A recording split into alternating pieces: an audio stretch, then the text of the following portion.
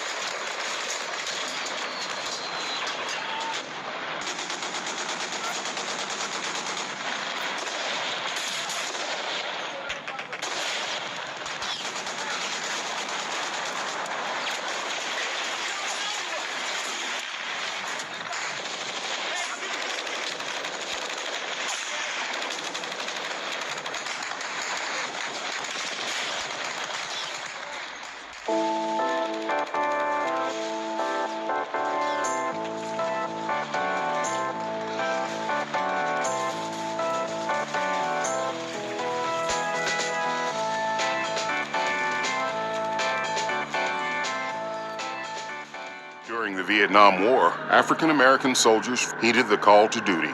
I hadn't been anywhere but Marshtown all my life. I volunteered for the draft, 1968.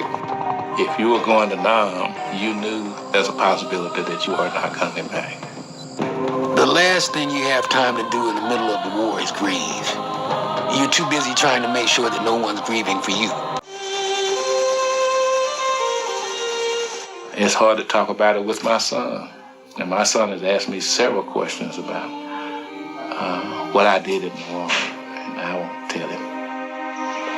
If it wasn't monsoon, it was 120 degrees.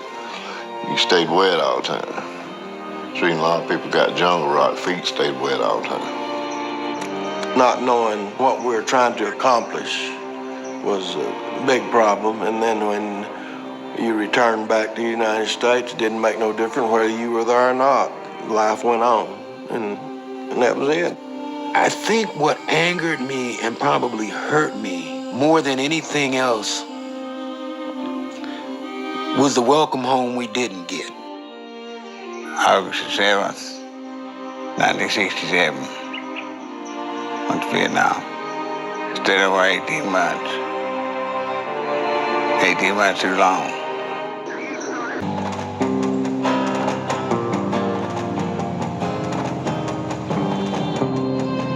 The 1960s were a time when gainful employment was sometimes difficult to find in East Tennessee. For many young men, their job search would be hampered by the draft. People wouldn't hire you because they knew chances are you're going to have to go to the military to be drafted. So that was hanging over your head. The draft tended to fall more heavily on those of lower status, lower incomes, and particularly the South, which was a poorer part of the country, was more affected by this discrepancy. And so draft calls hit more deeply into southern rural areas and southern cities than they did necessarily in the north and the west of the country. I got drafted March 1967.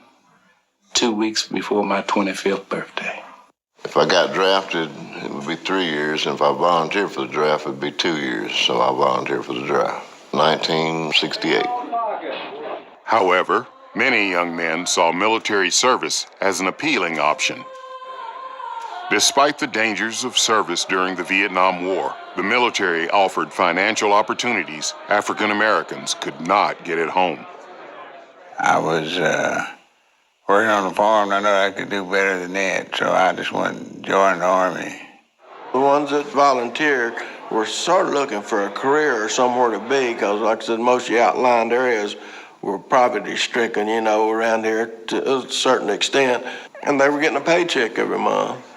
The military services, which were formally integrated by Harry Truman back in the late 1940s, were in effect seen by many African Americans as far more open to upward mobility than many other avenues in American life. Because everybody was young and hadn't kept up with the political parts of it and didn't have an idea really what we were doing.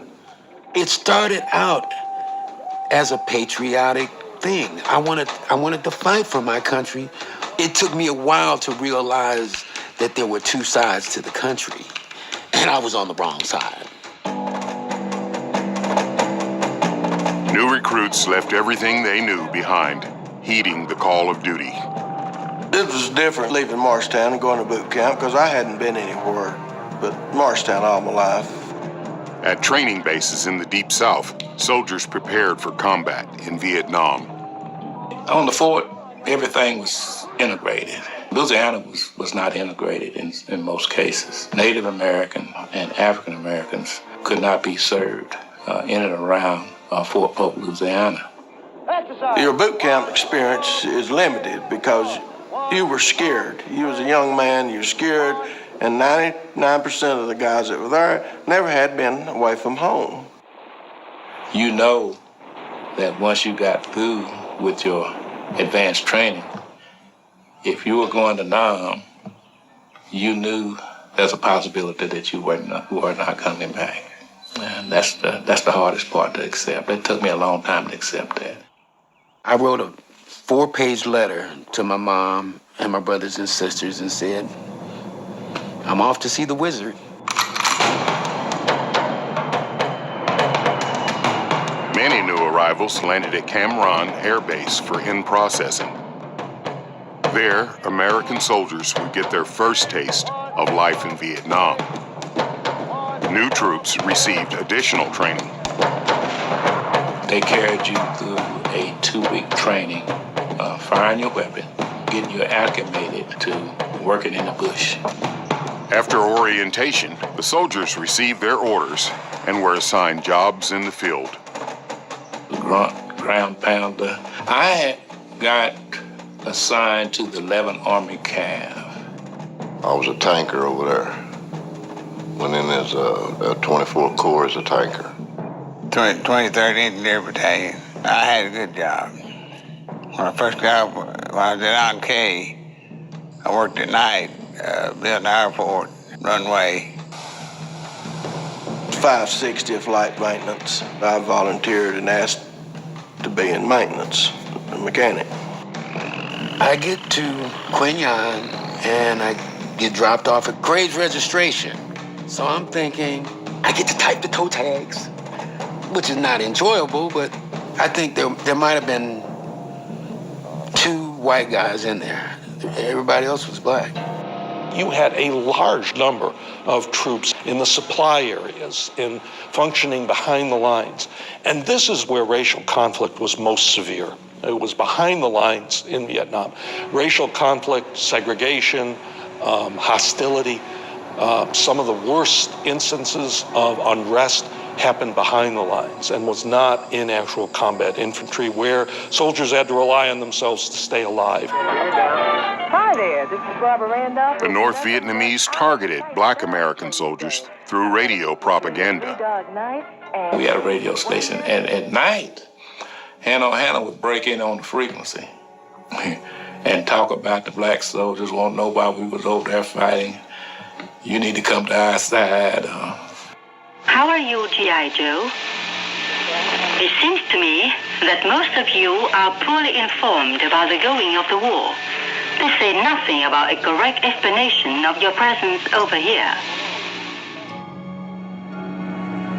Although some GIs experienced racial discrimination in Vietnam, many found a kinship with their fellow soldiers that transcended skin color.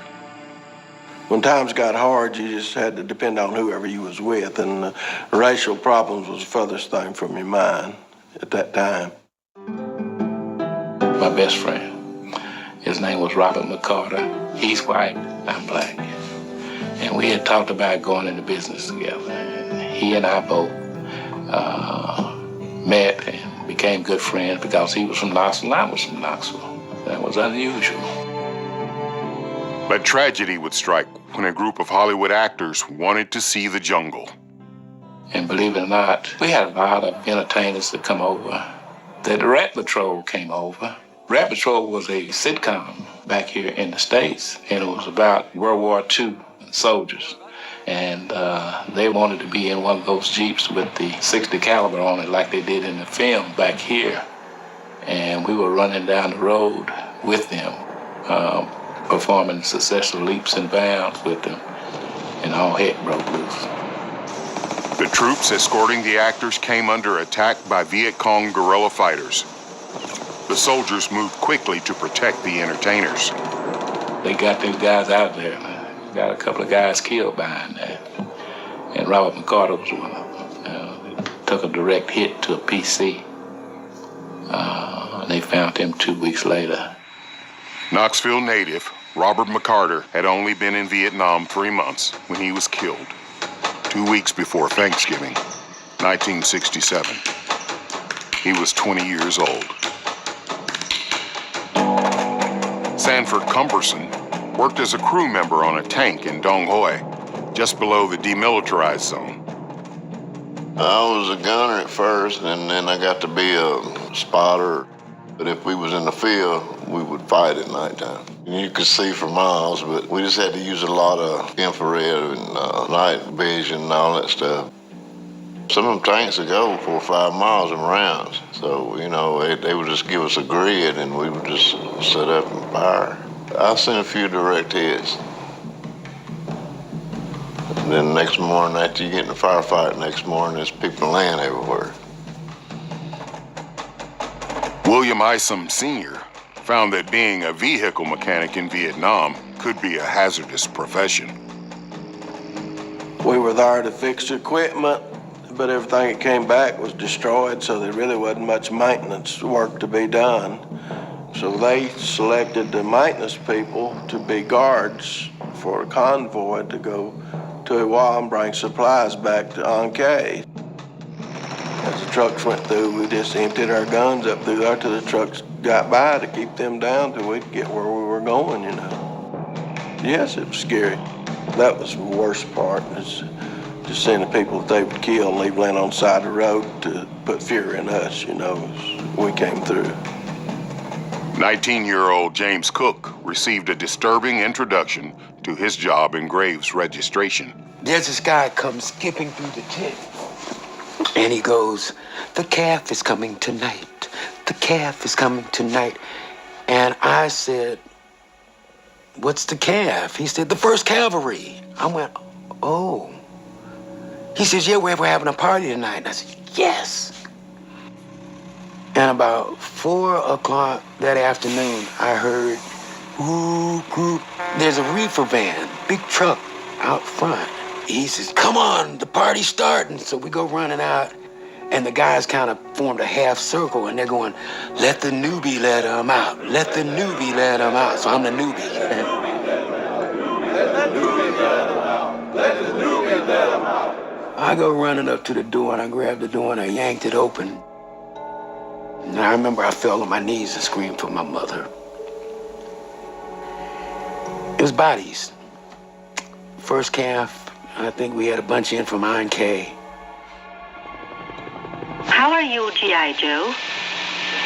Nothing is more confused than to be ordered into a war, to die, or to be maimed for life, without the faintest idea of what's going on.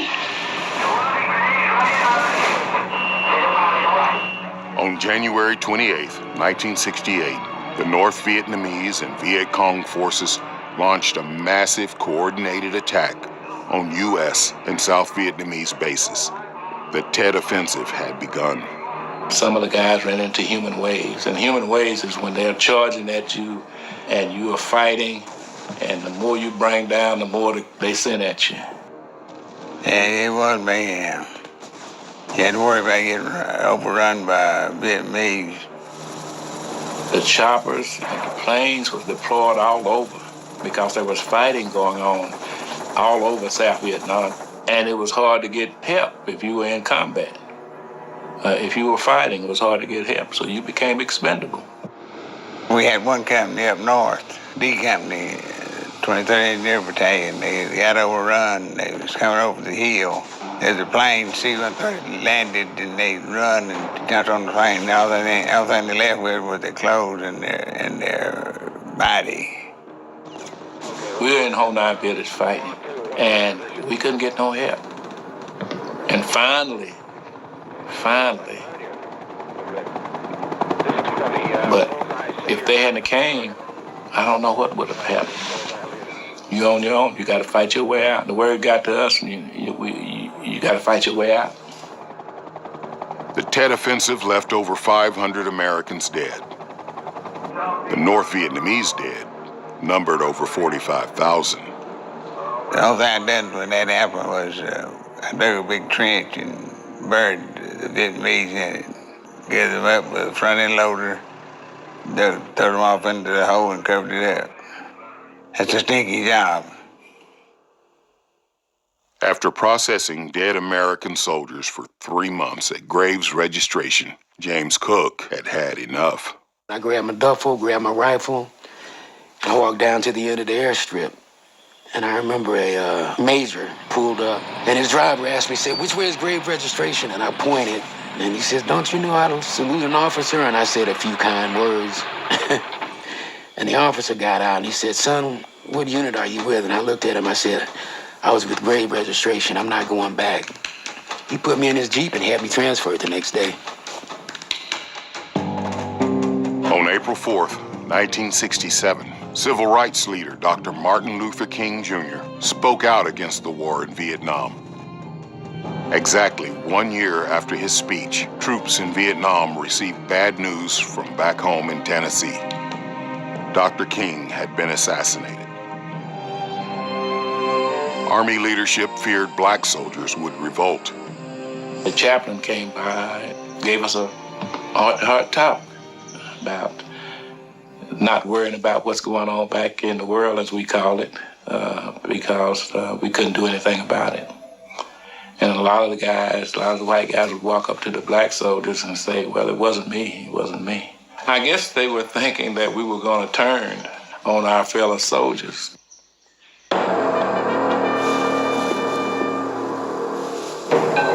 Viet Cong guerrilla fighters sympathized with communists in North Vietnam. The Viet Cong were civilians during the daytime and secret soldiers at night. Their brutal sabotage and surprise attacks were a constant threat. During one firefight, Robert Minner discovered the enemy was also his barber. The guy that cut my hair one time back at base camp, I brought his shoes on. They was made by U.S. Royal, and I wore them as house shoes for years. That tells you what you were up against. Fear of enemy attack made sleep a luxury the GIs could not afford. The fear factor was where sleeplessness come in. They're shooting at you at night. That's when most of the action was, when they thought we were sleeping. I guess in the back of your mind, if I'm awake, I can get away. But where were you going to get away to? There wasn't nowhere to go. Even as the soldiers' tours in Vietnam began to draw to an end, constant vigilance was the only way to stay alive. We were in a situation where 24/7, your life was on the line. So you had to be on the alert at all times. There was no relaxing moment the whole time you were in there. The moment you relaxed, you were in a body bag. James Cook had only 1 week left in Vietnam when his friend was sent to replace him on guard duty. Swish was kind of an outcast. He was the white guy that hung with the brothers and was outcasted by the other white guys. Swisher grabbed his gear, got on the truck. About 4 o'clock in the morning, we felt the ground shake. And it was like, I just knew what it was. We got down there, found what was left of Swisher, and it was kind of crazy. He was the only one killed. Roger, 627. Once their tours of duty were complete, soldiers left Vietnam to return to their lives back home. Many found their homecoming would not be what they expected. I didn't have any problems of people spitting on me or anything like that. I did run into one problem. I had my duffel bag, my uniform on, and I'm walking down Gay Street. And I got to the fire hall. The KKK was demonstrating, and there was 1 or 2 guys standing on State Street. I dropped my duffel bag and turned and looked at them, and they took their hoods off and started running. I'll never forget that. And the guys, firemen, didn't know what to do. They started laughing, and they said, I hope you're not going to pull anything out your duffel bag, soldier. That got me back to the States, and then when I got out, I felt like it was just over, and I found out that nobody even really cared that you was even in there, And back then, nobody even talked about it, I think the real issue was the indifference of Americans toward their sacrifice, not hostility. Indifference is hard to take, especially when you've sacrificed like that in comparison to the World War II veteran and the celebration of service. And that indifference, I think, is something that many Vietnam vets felt deeply. But for many Vietnam veterans, the war would follow them home. Some began showing symptoms of post-traumatic stress disorder, or PTSD. Well, when I came home, I couldn't sleep with my wife for probably 4 to 6 weeks. I'd sleep by myself because you wake up running, fighting, or doing anything, just flashbacks. But the time I was over there, I'd slept maybe 10 minutes a night. Didn't do no sleeping. And when I got home, didn't sleep none. It was years, I guess 20, 30 years before I got to where I could sleep. For some, their experiences in Vietnam had devastating consequences. In 1968, I attempted suicide. It was like that was the first time that Vietnam caught up with me. And I woke up in Walter Reed Army Hospital in a straitjacket during the Thorazine shuffle. I had been there for 3 days and I had no idea why. And the doctor told me, says, you hung yourself. And I said, I did what? He says, you hung yourself. I said, you're joking. An acclaimed martial artist, Cook relied on this discipline to help his recovery. I would get up and go to the end of the Bay Area and I just run martial arts forms up and down the Bay Area.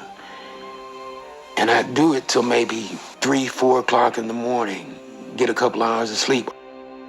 The problem for governments with PTSD and those kinds of traumas is that the people we want to think of as warriors and as our supporters and the people who fought for us come back often damaged in a way that indicts the war itself. That's not the story that governments want to tell about warfare. And so what people who suffer these kinds of traumas in many ways are telling us is the unofficial history about what warfare really does to them and others. But for many Vietnam veterans, even talking about their experiences can be traumatic. I remember going to see one of my first psychologist counseling session. And he was a young guy, and he asked me what I did, and I'm telling him about grave registration. And he looked at me and he said, "So why does body bagging bother you?" I grabbed him. It took 3 corpsmen to get me off of him. I'm like, have you even ever picked up a dead rat, a dead squirrel, a dead dog? And people want to know why vets don't want to talk about it. Here I am at the later years of my life, and I'm just now beginning to cope with it, to talk about it. I don't go to fireworks. New Year's Eve, I used to go to church. I quit doing that because I found myself laying on the floor, even at the house, when the fireworks go off. You hear those guns going off, and I don't care how old you get. Once you have been in combat, your first reaction is to hit the floor. I crawl up under the pews. And it's kind of embarrassing because a lot of folks don't understand what you've been through. And it'll eat you up if you let it. And I have a problem with PTSD now, and I know what triggered it, and I know what it is and where it's coming from, but I just try to keep push out of my mind, because you can let it destroy you and everybody around you if you dwell on it. The Vietnam War was the first major conflict in American history in which the military was fully integrated. And whether they were draftees or volunteers, African Americans once again proved their valor on the battlefield. This is one of the things that has always amazed me about African Americans, and that is that regardless of how this country has treated us, we have volunteered for every war this country has ever fought, every single war, and many times enthusiastically. That was also true during Vietnam. There is a tradition of proud military service among Black men in this country. One of the Arvins, the South Vietnamese regular soldiers, wanted to know why I was over there fighting when I was not free at home. And at that time, I didn't have an answer for him. And as I reflect back on it now, and if I met that same soldier again, and I would tell him that I'm a true American.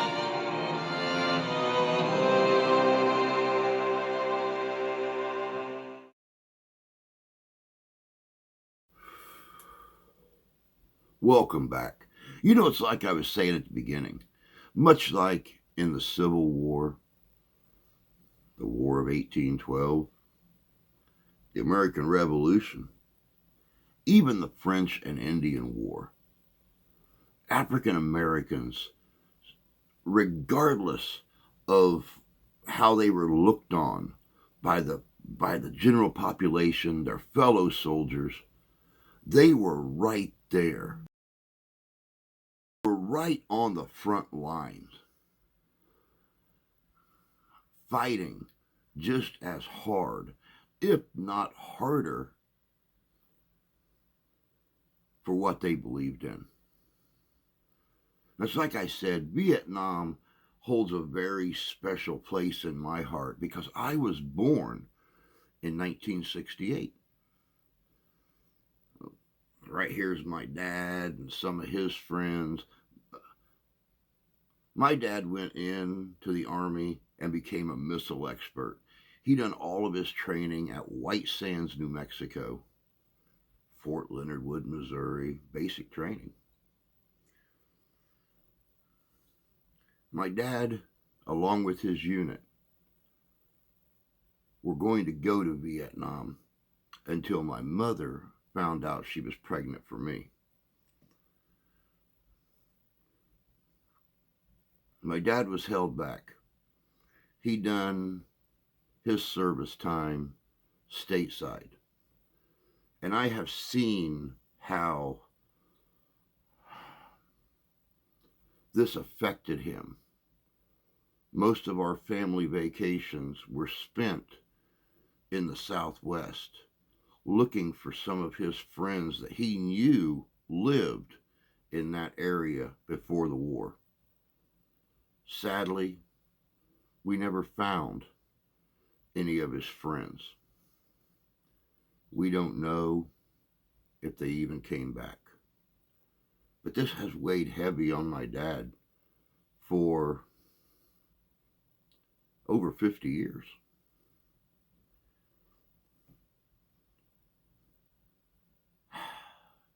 Vietnam, along with any other war, affects everyone in a different way. The unknowingness, the unsuredness of the fate of his friends, the men he became, the men he began looking at as his family when he was away from my mom, my grandparents, his siblings.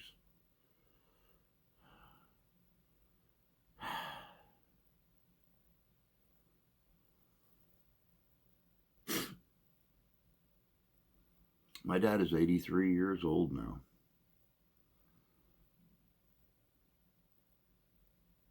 And I wanted to do this video on Vietnam.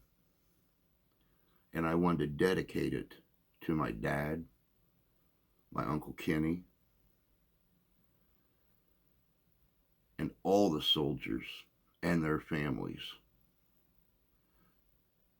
that traveled to another country on the other side of the world and made a sacrifice. But more so, I wanted to dedicate this video to those soldiers and their families who made the ultimate sacrifice. Until next time, take care of yourselves, take care of each other.